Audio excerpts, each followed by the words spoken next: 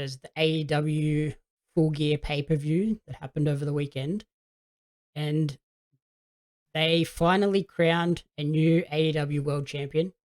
Hangman Adam Page dethroned Kenny Omega.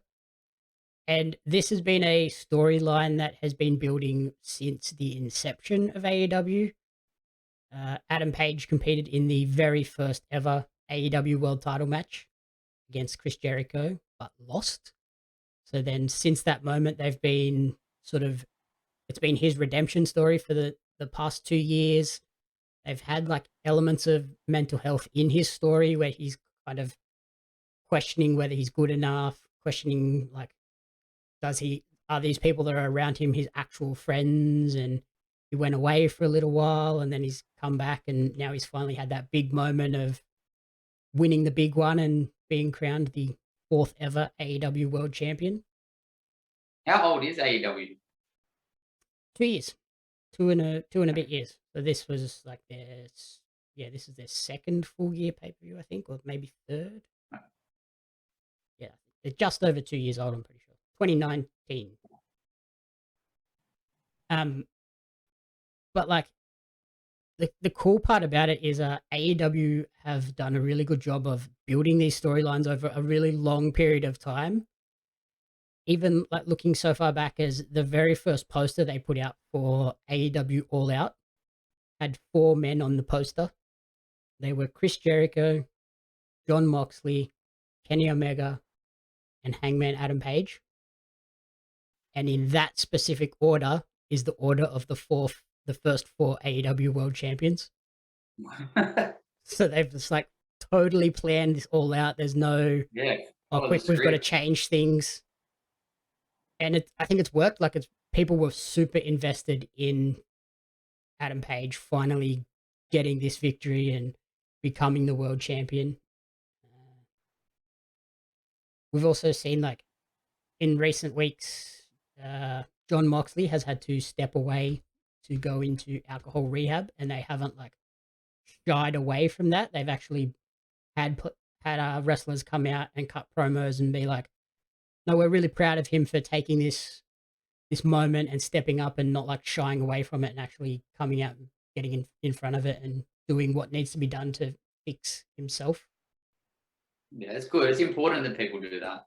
And people in big positions, I think it's important that they can stand up and say they're having trouble, because it encourages all the people that would otherwise hide away to see that if that person can do it, if Jon Moxley can do it, why couldn't they? I think there's been like a couple of AFL players. I think Buddy Franklin was a good example of that with mental health, and been some other people out like that that do it. So it's good on him. Yeah, it was a really cool pay-per-view and sort of setting up a lot of elements for the future as well. They sowed some seeds for turmoil within Kenny's group, the Elite, with the Young Bucks giving the nod of approval to Hangman to go and hit his finishing move and take the title.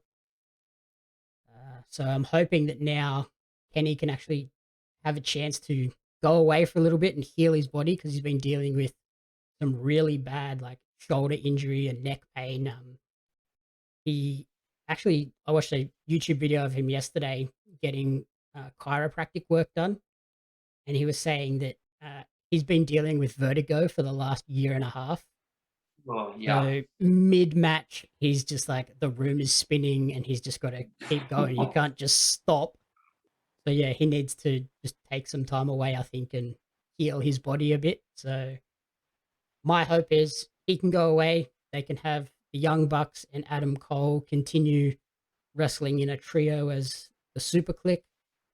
And then there's rumors of Kyle O'Reilly, a WWE wrestler. His contract is coming up in just over a month. And he was in WWE. He was in a group with Adam Cole. And recently, the third man in that group, Bobby Fish, has jumped over to AEW. So I'm hoping what we get is the SuperKliq keep wrestling as a trio. They can build on this tension in the group. And then once Kyle O'Reilly's contract ends, if he comes over to AEW, they can split Adam Cole off from the Young Bucks, have him join his former friends, Bobby Fish and Kyle O'Reilly, reset up their group in AEW, and then have Kenny come back and join the Young Bucks, and we've got 2 teams of 3 that can then put on some incredible matches throughout 2022. Is WWE still the biggest? Yes, but they're getting caught. They've been beaten a couple of times by AEW in the ratings. Okay.